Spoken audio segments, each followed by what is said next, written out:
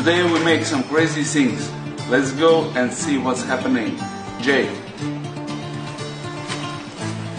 Joey. I don't need new friends, I don't like fake friends, only here to make ends, call when to check in. I don't like partial, need the whole back end. Fresh out of London, she still got an axe to the crib like a palace. I took her to passes. If he wanna feature, then we gotta tax him. I got me a bad bitch to cover. I'm maxing the comments, it's shook up, they throwing a tantrum. Yeah, the wrist is flooded, no competition can. Hey Jake, I got something for you. They wanna hate on the music, but I'm making. Hey dear. Oh no, sorry. Jake. Now's your turn. I leave the house that I'm wearing some shit you can't get, and I swear this shit running.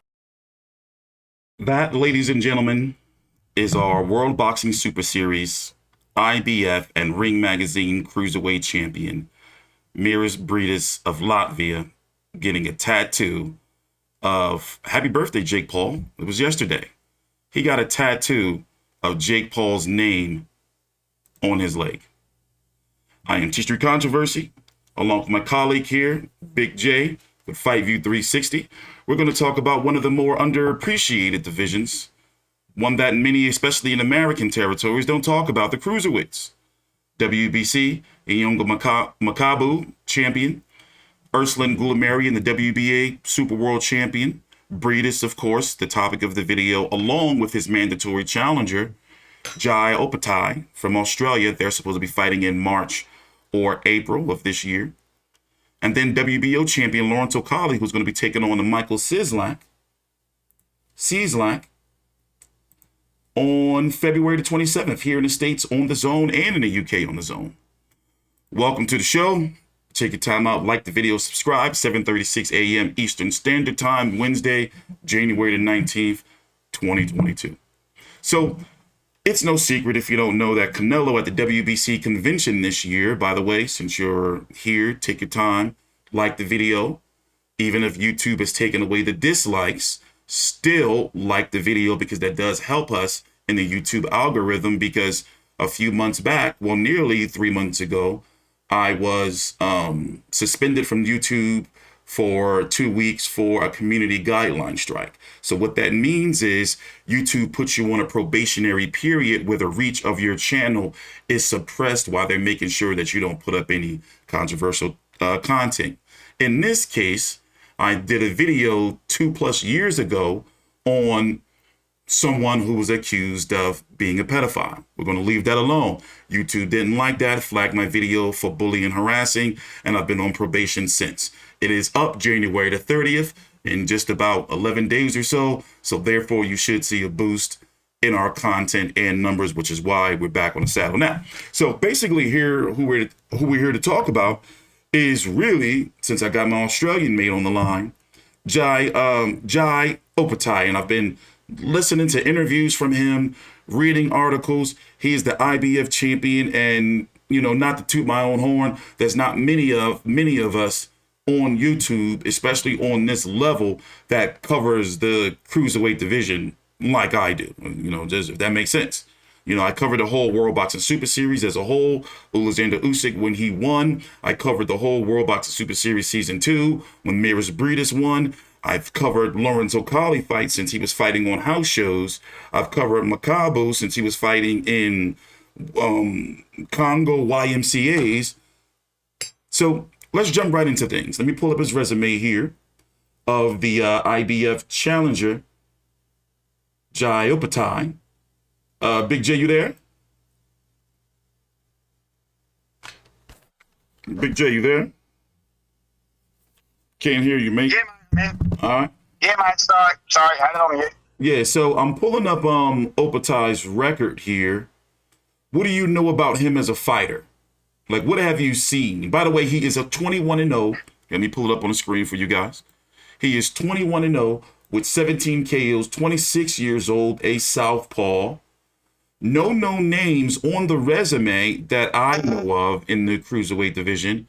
And he is currently ranked, let's see, by the WBC, he is not ranked. By the WBA, he is not ranked. By the WBO, he's ranked number 9. WBO has ties to Australian boxing. They're like, you know, embedded down there. And he is the IBF mandatory at number 4, currently ranked by the IBF. What do you know about him as a fighter? Looking at his resume, I don't see anything there. Last opponent, 7-2-2, 13-1-2, 24-7, 18-2. But these guys haven't really, fought anyone. No, that's right. As I said, Joe Opetaia's most credible opponent was Mark Bam Bam Flanagan, and that was back in 2019. I think Mark was a cruiserweight world contender there at one point. I think Dennis, I can't remember his last name. Dennis Lieber. Dennis, that's the guy. That's the guy. What's his first defeat? No, his second defeat. Wait, no, he's had more defeats before that. Let me slow down. His record is 25-9. Mark Flanagan, who Big J is saying and looking like by the resume is the most credible opponent on Opetaia's resume. He's 25-9 with 18 KOs. He's 31 years old. Mark Manning Bam Bam Flanagan. He's fought some names that I know, as we talked about, cruiserweight WBA champion Urslan Gulamarian, Dennis Lieberdev, and I don't see any other names that I know of. But basically, the most seasoned fighter of his career, meaning Opetaia's career.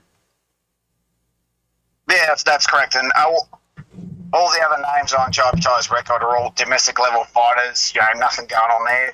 One or two Kiwis in there, and that's about it, really. So, yeah, I mean, based on resume, Joe Opetaia's chances of winning this fight aren't that great on paper. But, of course, I think he has to prove that in the ring. But, he just, as I said in the last video that we made, this is just another example of Aussies who prop up their record for fighting the less domestic level talent, throwing a couple of Kiwis in there, maybe a Southeast Asian bloke. Fight a champ, somehow get ranked, fight a champion, and get destroyed.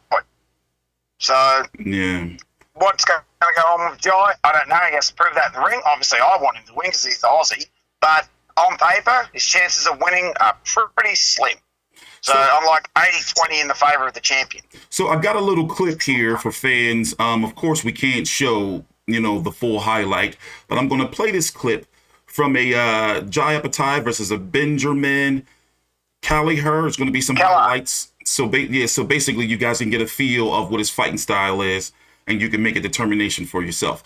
In the meantime, take your time out, like the video. Once again, subscribe. I explained everything to you early in the video. It is greatly appreciated.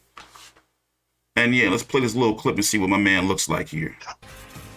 Well, let's mute the music. We can't have that. Punches too. Yeah, sure. He's obviously using this as a fight to stay busy and to get some rounds in.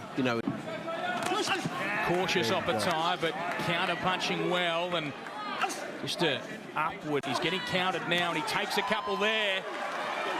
He comes forward, and the mouth guard comes out. There you go. Combination from Opetaia. He gets through with a few, and Jai's got the eagle eye. And hurt over the top, and that'll. And there's some telling shots coming through as well. And Jai's pushing him back now. He's gonna work body and head up and down. Jai has a target in that cuts, and he's trying to work. He's in with some big shots as Kelleher tries to cover up. Halfway through this 6th round, it's been one-way traffic for Jai Opetaia.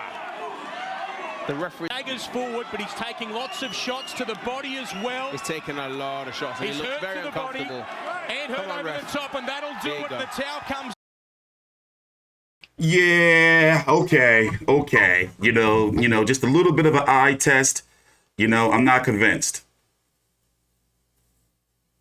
No, not against someone like Briedis, who's been a long-established, long-time champion, won every belt under this cruiserweight division with the exception of WBA. So, yeah, Jai's really going to have to be his absolute best to, if he pulls up the upset, yeah, great.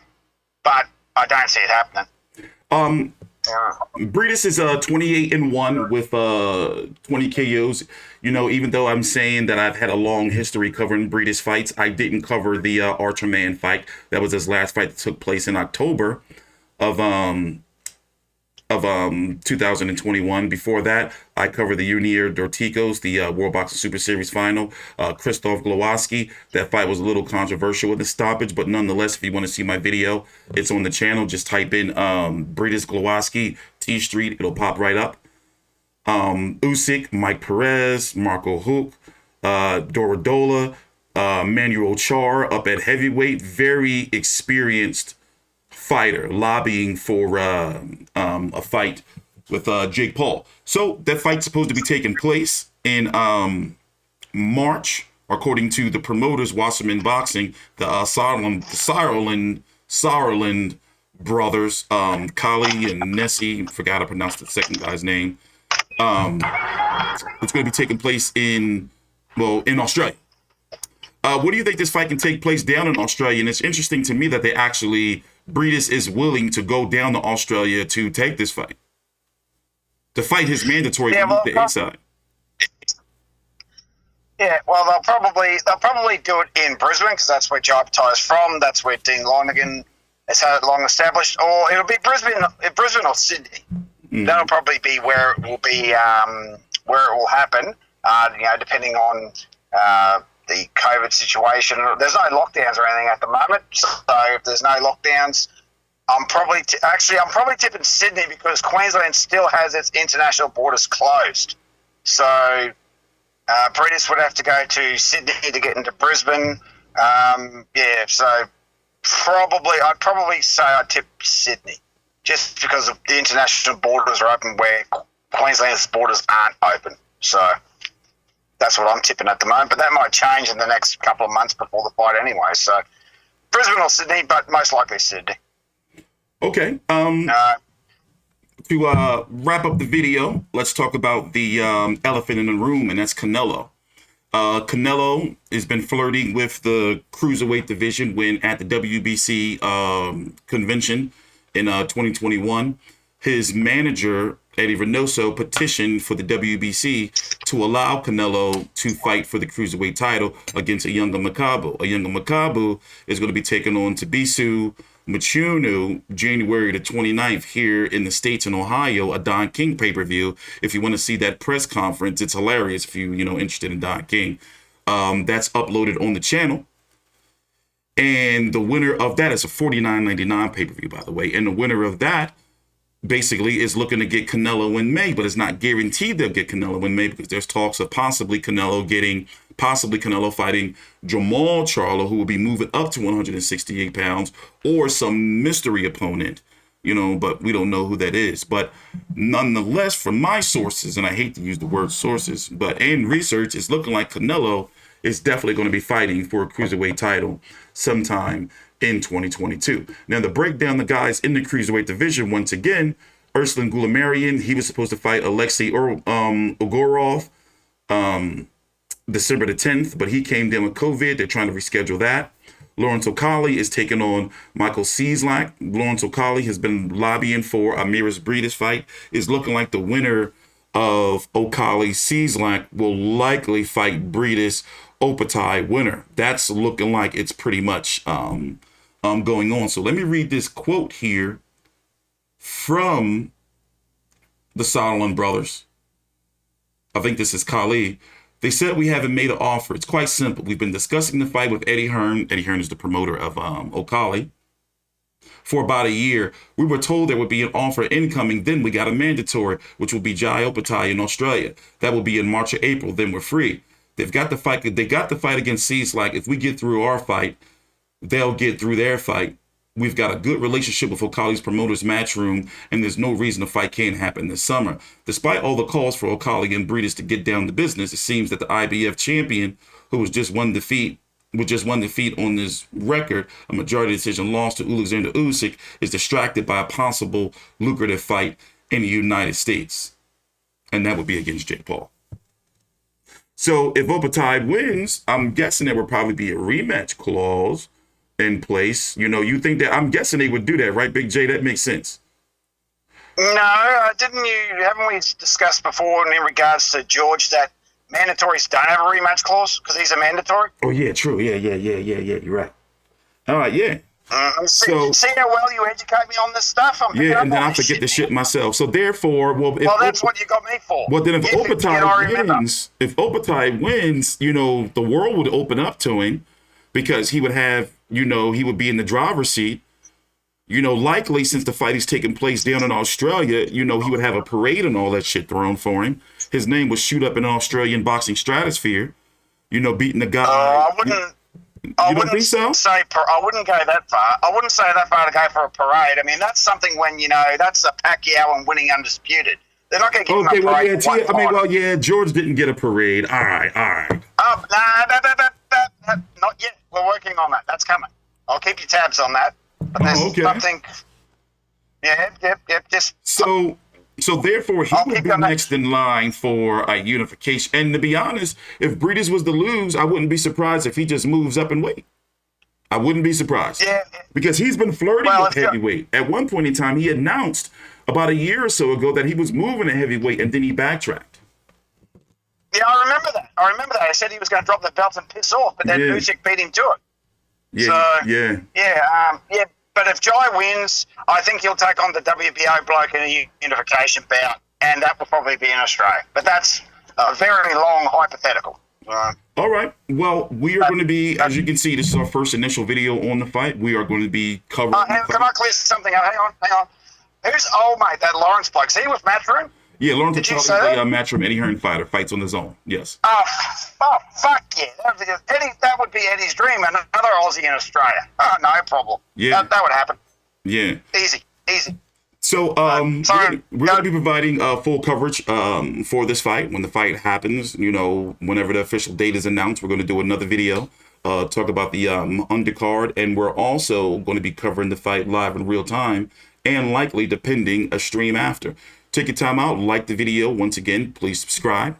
We cover now, since the beginning of the year, we're planning on covering more Aussie boxing and being the #1 Aussie boxing content creators on YouTube. Closing thoughts, Big J, before we go?